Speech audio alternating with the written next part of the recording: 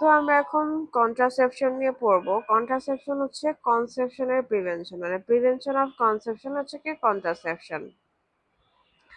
আদার দেন কয়টাস থেকে বিরত থাকা, অ্যাবস্টেনিয়েন্স অ্যাবস্টিনেন্স ফ্রম কয়টাস, আদার দেন অ্যাবস্টিনেন্স ফ্রম কয়টাস। তো আমরা কয়টাস থেকে বিরত না থেকে কিভাবে কনসেপশন থেকে প্রিভেন্ট করবো নিজেকে, সেটাই হচ্ছে কন্ট্রাসেপশন।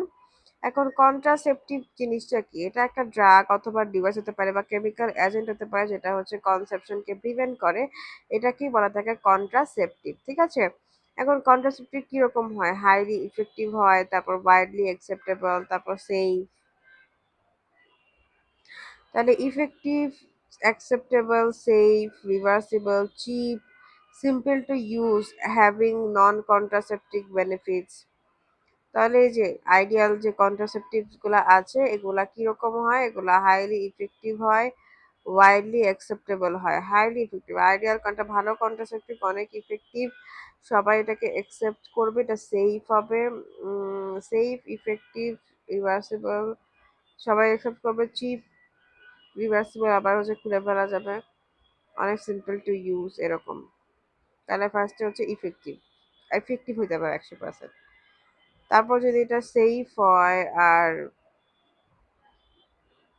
চিপ হয়, ফার্স্টে যে কিনতে হবে চিপ, তারপরে অ্যাকসেপ্ট, এটা কি সেফ নাকি জানার পর অ্যাকসেপ্ট করা হইলো, তারপর এটা ইজিলি সিম্পলি ইউজ করা হইলো এবং এটা খুলেও ফেলা গেল, রিভার্সিবল।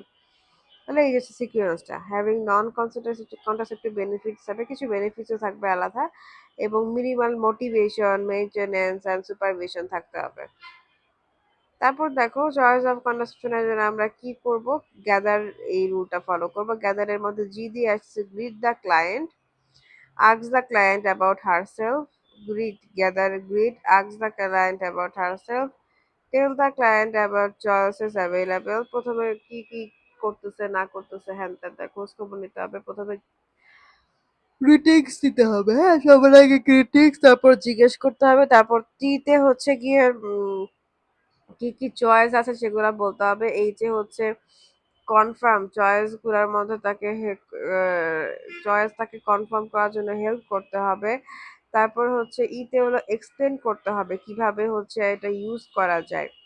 তাহলে চয়েস কনফার্ম কনফার্ম করার পর ও তো চয়েস একটা দিল, তখন তো তোমাকে বুঝাই দিতে হবে যে এটা হচ্ছে এভাবে এভাবে কাজ করে। তাহলে তাকে এক্সপ্লেন করতে হবে। Return visit should B encourage, তাহলে আবার তাকে সেটা ভিজিট করে সেটা এনকারেজ করতে হবে। তাহলে ফার্স্টে হচ্ছে গ্রিট দ্য ক্লায়েন্ট, তার জি, তারপর এ দিয়ে হচ্ছে ask the client about herself, T দিয়ে হচ্ছে tell the about the choices, H দিয়ে হচ্ছে তাকে help to confirm the choice. তারপরে আসতেছে ই দিয়ে আসবে explain fully how to use the chosen method, explain fully how to use the chosen method. R দিয়ে আসতেছে return visit should be encouraged. এখন আমরা চলে আসতেছি ফ্যামিলি প্ল্যানিং এ, যে ফ্যামিলি প্ল্যানিং এ কি হয়? ফ্যামিলি প্ল্যানিং এ কিছু প্র্যাকটিস করা হয় যেটা হচ্ছে হেল্প করে ইন্ডিভিজুয়াল আর কাপলকে টু অ্যাটেইন সার্টেন অবজেক্টিভ, মানে সে যাতে আনওয়ান্টেড প্রেগন্যান্সির মধ্যে না পড়ে। তারপর যে সমস্ত ফ্যামিলি প্ল্যানিং এর কি উদ্দেশ্য, এটা তো আমরা একদম পড়ে আসছি না, যে ওয়ান্টেড বার্থ যাতে হয়, আনওয়ান্টেড বার্থ যাতে না হয়। তারপর হচ্ছে প্রেগন্যান্সির ভেতরে যে যেটার ইন্টারভাল গুলা আছে এই ইন্টারভাল গুলা মেনটেন করা, কন্ট্রোল দ্য টাইম, মানে এইজের সাথে মিলায় মিলায় প্রেগনেন্ট হওয়া, মানে যত সব আর কি তোমার প্ল্যানিং করা আর কি, যেটা আমাদের নাম্বার অফ চিলড্রেন। তাহলে যে হ্যাঁ এতগুলা সংখ্যক চিলড্রেন এই কয়েক বছর পরে জন্ম দেওয়া হবে, এবং বয়স থাকতে থাকতে এইভাবে হচ্ছে এই যে সাথে সাথে জিনিসটা হচ্ছে চিন্তা করতে হবে। তারপর দেখো টেম্পোরারি কিছু মেথড আছে। ফার্স্টে আমরা দেখবো যে কন্ট্রাসেপশনের কি কি মেথড আছে। এটা হতে পারে টেম্পোরারি মেথড, এটা হতে পারে পার্মানেন্ট মেথড। টেম্পোরারি মেথডের মধ্যে আমরা প্রথমে কি দেখবো? প্রথমে আছে আমাদের কাছে ব্যারিয়ার মেথড, হ্যাঁ, তারপর কেমিক্যাল মেথড, এরপর ন্যাচারাল মেথড। ব্যারিয়ার মেথডই সবার আগে, তারপর কেমিক্যাল মেথড আছে। ব্যারিয়ার মেথডের মধ্যে ফার্স্টে কি, মেল হচ্ছে কন্ডম, ফিমেলের হচ্ছে ডায়াফ্রাম স্পঞ্জ, তারপর হচ্ছে স্পঞ্জ না, আসলে ডায়াফ্রাম, সার্ভাইকাল ক্যাপ, সার্ভিক্স এর এখানটা ক্যাপ রেখে দেয়, এন্ড হচ্ছে ফিমেলদেরও কন্ডম আছে। তারপর ক্রিম, জেলি, ফোম, ক্রিম হইতে পারে বা জেলি পেস্ট যেরকম থাকে জেলি ব্রাশ করার জন্য ব্রাশ করার পরে ফোম হয়, তারপরে স্পঞ্জ দিয়ে মুছা যায়, তারপর ক্রিম মুখে দেওয়া যায়। এটা হচ্ছে সকালবেলা যা যা করি সবই হচ্ছে ক্রিম, জেলি, ফোম, স্পঞ্জ, এগুলো হচ্ছে কেমিক্যাল মেথডের মধ্যে পড়বে। তাহলে আমরা প্রথমে ব্যারিয়ার মেথডটা পড়লাম, এরপর কেমিক্যাল মেথড পড়লাম, এরপর ন্যাচারাল কিছু মেথড পড়বো। ন্যাচারাল মেথডের মধ্যে আমরা কি পড়বো? ক্যালেন্ডার মেথড, যে ক্যালেন্ডার মেনটেন করতে হবে। ক্যালেন্ডার বের করে আমরা ওভুলেশনের টাইমটুকু হচ্ছে বাদ দিয়ে তারপরে হচ্ছে কয়টা করতে হবে, তারপর হচ্ছে পিরিয়ডের সময় পিরিয়ডের ঠিক পর পর করা যেতে পারে সেফ পিরিয়ড, যেটা হচ্ছে ক্যালেন্ডার মেথড। সার্ভাইকাল মিকাস মেথড ওভুলেশনের যে টাইমটা ওটা হচ্ছে সতর্ক থাকতে হবে। তাহলে সার্ভাইকাল মিকাস মেথড গেল, যেটা হচ্ছে ন্যাচারাল কন্ট্রাসেপটিভ মেথড। তাহলে হচ্ছে সার্ভাইকাল মিকাস চেক করতে পারি অথবা ক্যালেন্ডার চেক করতে পারি। ন্যাচারাল মেথডের মধ্যে আমরা দুটা কাজ করতে পারি। কোনটা সাধারণ একটা প্রাকৃতিক কাজ? ক্যালেন্ডার চেক করা বারবার নাকি সার্ভাইকাল মিকাস চেক করা বারবার? কি হাস্যকর একটা কোশ্চেন, তাই না? তারপর বেজাল বডি টেম্পারেচার মেথড, এখানে হচ্ছে বেজাল বডি টেম্পারেচার দেখেও কিন্তু আমরা হচ্ছে করতে পারি যে হ্যাঁ এই টাইমে ওভুলেশন হয়েছে, এটা ট্র্যাক করতে পারি। তারপর ল্যাকটেশন আর অ্যামেনোরিয়া মেথড, যে বাচ্চাকে দুধ খাওয়ানোর সময় ওই টাইমে অ্যামেনোরিয়া থাকে এবং ওই টাইমে হচ্ছে দেখা যায় যে প্রেগনেন্ট হয় না। হ্যাঁ, তারপর দেখো বেজাল বডি টেম্পারেচার, তাহলে দেখো যে একটু পরে পরে নিজের বডি টেম্পারেচার চেক করা, সার্ভাইকাল মিকাস চেক করা এবং হচ্ছে বাচ্চাকে দুধ খাওয়ানো, যেটা হচ্ছে প্রাকৃতিক কাজ। ঠিক আছে, চেক করা দুধ খাওয়ানো, চেক করা দুধ খাওয়ানো। তারপর ইন্ট্রাইউটেরাইন কন্ট্রাসেপটিভ ডিভাইস হচ্ছে আইইউসিডি, এটাও আছে। তাহলে ব্যারিয়ার, কেমিক্যাল দেখলাম, ন্যাচারাল দেখলাম এবং আইইউসিডি দেখলাম। এবার আমরা হরমোনালে যাই। হরমোনালের মধ্যে কি আছে? হরমোনালের মধ্যে কম্বাইন্ড ওরাল কন্ট্রাসেপটিভ আছে, যেমন ওসিপি, তারপর হচ্ছে প্রজেস্টেরন পিল যেটা হচ্ছে পপ, হ্যাঁ, তারপর ইনজেক্টেবল স্টেরয়েড আছে, কিছু সাবডার্মাল কিছু ইমপ্ল্যান্ট আছে যেটাকে বলা থাকে নর প্ল্যান্ট, পোস্ট কয়টাল কিছু কন্ট্রাসেপটিভস আছে। তারপর দেখো ইনজেক্টেবল স্টেরয়েড কি কি আছে? ডিএমপিএ আর নর ইথিনস্টেরন এনান্টেট, এটা হচ্ছে গিয়ে ইনজেক্টেবল স্টেরয়েড।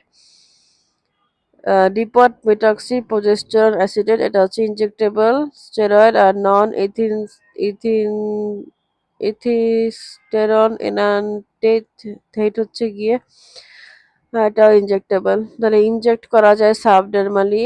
আর এটা হচ্ছে তারপর আইইউসিডি হয়, আর ইমার্জেন্সিতে হচ্ছে পোস্ট কোয়ার্টাল কন্ট্রাসেপ্টিভ, ইমার্জেন্সি বেসিসে আমরা দেখবো যে এটা এরকম হচ্ছে। তাহলে ওসিপি পপ তো আছেই হরমোনালের মধ্যে, তার পাশাপাশি আমরা দেখবো ইনজেক্ট করা যাচ্ছে সাবডার্মালি ইনজেক্ট করা যাচ্ছে। আইসিডি তৈরি হলে ভেতরে ইনজেক্ট করার পরে তখন ইমার্জেন্সিতে হচ্ছে গিয়ে ইমার্জেন্সি একটা সিচুয়েশন তৈরি হলো। তারপর পার্মানেন্ট মেথডের মধ্যে আমরা দেখবো ফিমেলদের মধ্যে হচ্ছে টিউবাল অক্লুশন বা লাইগেশন করা হয়, আর মেলদের ক্ষেত্রে ভাসাক্টমি করা হয়। এবার আমরা হরমোনাল কন্ট্রাসেপশনে চলে যাই। হরমোনাল কন্ট্রাসেপশনের মধ্যে আমরা ফার্স্টেই দেখবো কি কি আছে। হরমোনাল কন্ট্রাসেপশন, তাহলে আমরা তখন কি কি পড়েছি? আমরা পড়েছি কি কি ধরনের আছে, ব্যারিয়ার, কেমিক্যাল, ন্যাচারাল, তারপর আইইউসিডি, তারপর আছে হরমোনাল। তাহলে হচ্ছে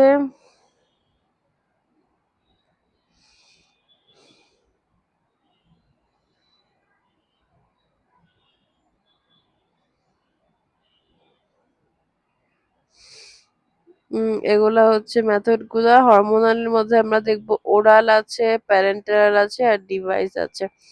তো এই যে ওরাল, হরমোনালের মধ্যে যে ওরাল গুলা, ওরালের মধ্যে আছে আমাদের ওসিডি, হ্যাঁ, ইমার্জেন্সি কন্ট্রাসেপশন আছে, আর প্রজেস্টেরন লিপিড আছে, পপ আছে। তাহলে ওসিপি আছে, পপ আছে, আর ইমার্জেন্সি কন্ট্রাসেপশন আছে ওরালে। তারপর প্যারেন্টালে আসি। প্যারেন্টালে আমাদের ইনজেকশন দেওয়া যায়, একটা হচ্ছে গিয়ে ইনজেক্টেবলস, আর একটা হচ্ছে গিয়ে ইমপ্ল্যান্ট। ঠিক আছে, এগুলো হচ্ছে প্যারেন্টেরাল। প্যারেন্টেরালি চলে যাচ্ছে, এটা হচ্ছে দুই রকমের, ইনজেক্টেবল আর হচ্ছে ইমপ্ল্যান্ট, দুই রকমের। তাহলে ইনজেক্টেবলের মধ্যে আমরা কি কি দেখবো? ইনজেক্টেবলের মধ্যে আমরা দেখবো আছে ডিএমপিএ। ডিএমপি হচ্ছে depot medroxy progesterone acetate, medroxy. ঠিক আছে, তাহলে ডিএমপিএ কি? Depot medroxy progesterone acetate. আর নেটেন কি? নর ইথিস্টেরন এনানথেট, নর ইথিস্টেরন এনানথেট, এটা হচ্ছে কি নেটেন। তারপর ইমপ্ল্যান্টের মধ্যে আমরা পড়বো নর প্ল্যান্ট আর হচ্ছে ইমপ্ল্যান্ট ইমপ্ল্যানন, এটা হচ্ছে গিয়ে ইথন গ্যাস্টেল, যেটা এটা হচ্ছে ইমপ্ল্যানন।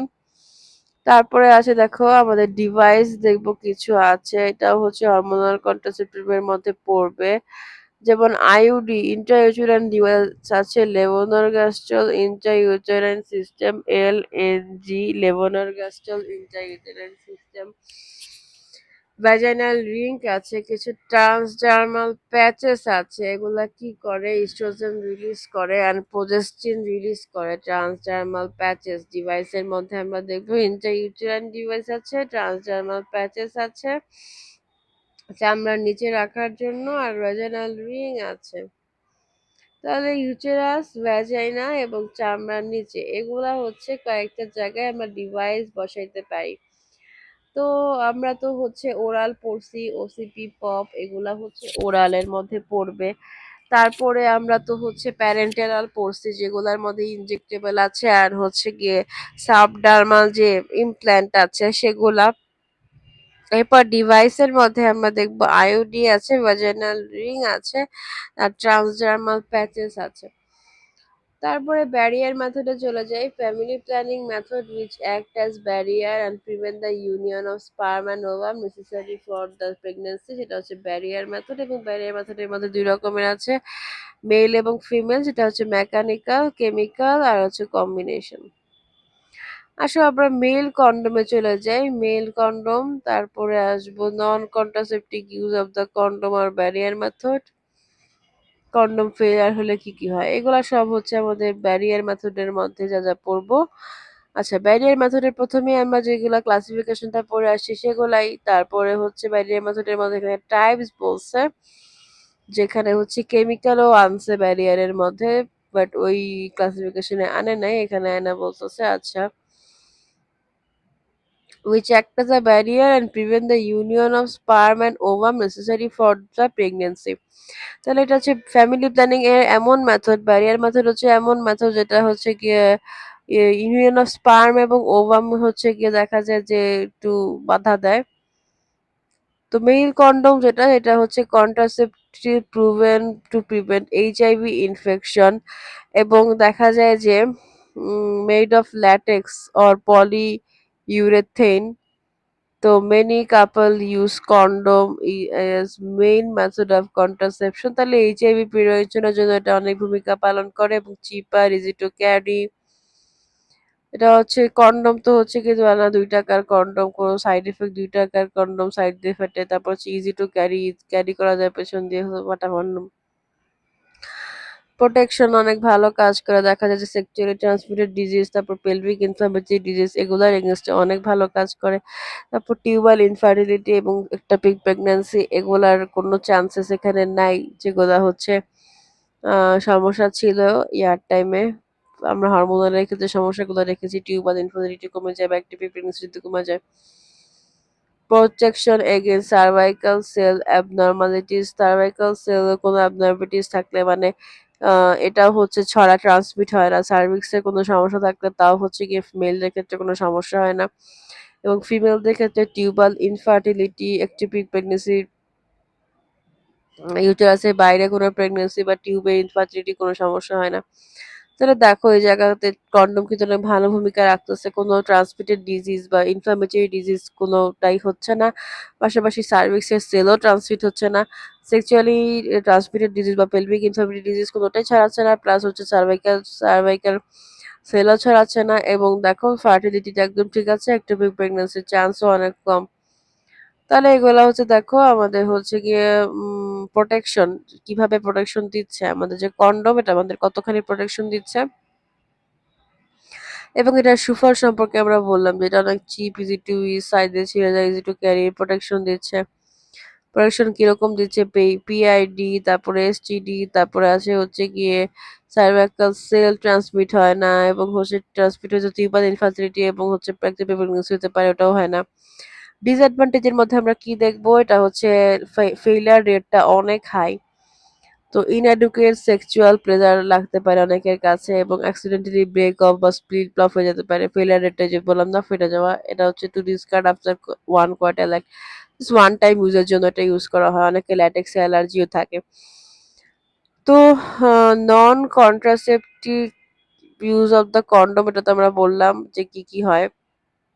পিআইডি থেকে হচ্ছে রক্ষা করে, সার্ভাইকাল পিআইডি এসটিডি থেকে রক্ষা করে, তারপর হচ্ছে সার্ভাইকাল সেলগুলো ট্রান্সমিট হয় না অ্যাবনর্মালিটিস থাকলে। তারপর দেখো ভ্যাজাইনাইটিস যদি থাকে তাও একটু সমস্যা, মানে সার্ভিক্স অথবা ভ্যাজাইনাতে কোনো সমস্যা থাকলে সেটা সমস্যা হয় না, সেটা ট্রিটমেন্ট হচ্ছে trichomonal vaginitis is one during the treatment of the trichomonal vaginitis in wife reduces the incidence of the tubal infertility এবং এক্টোপিক প্রেগন্যান্সি, এগুলাও হয় না, যেটা আমরা বলছিলাম যে কোনো ধরনের ট্রান্সমিশনই হয় না, তাই না?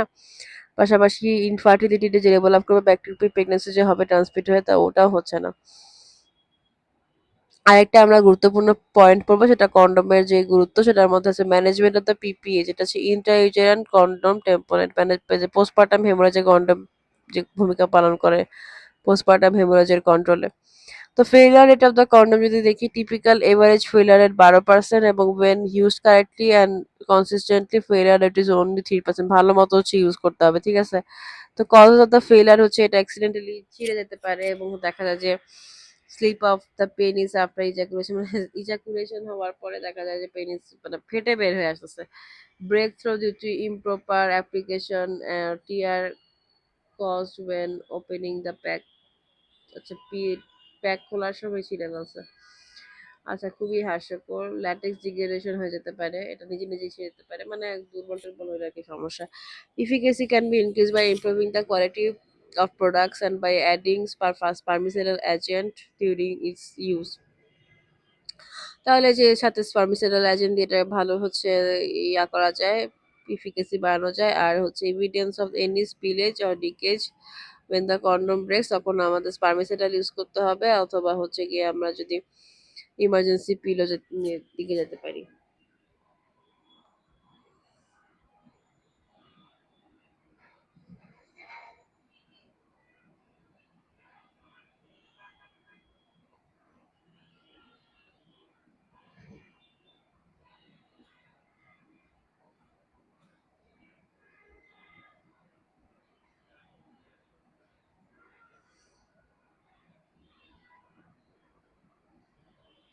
তারপরে আমরা ন্যাচারাল কন্ট্রাসেপশন মেথডে চলে যাই। ন্যাচারাল কন্ট্রাসেপশন মেথডে আমরা প্রথমেই পড়েছি যে ন্যাচারালি আমরা কি করি, বারবার ক্যালেন্ডার চেক করি, সার্ভিক্সের বিকাশ চেক করি, বেসাল বডি টেম্পারেচার চেক করি, আর চেক করে দুধ খাওয়া, চেক করে দুধ খাওয়া, তাই না? এটা হচ্ছে গিয়ে এটাকে কি বলে, ল্যাকটেশনাল অ্যামেনোরিয়া মেথড। তো ন্যাচারাল কন্ট্রাসেপটিভ মেথডে আমরা কি বলছি, এখানে হচ্ছে fertile and infertile phases of an menstrual cycle from the symptom and the sign of the ovulation। তাহলে হচ্ছে আমরা যখন হচ্ছে ওভুলেশনের সাইন থাকবে তখন হচ্ছে কয়টাস থেকে বিরত থাকবো, তাহলে এটাকেই হচ্ছে মেনে ন্যাচারাল বলা হয়।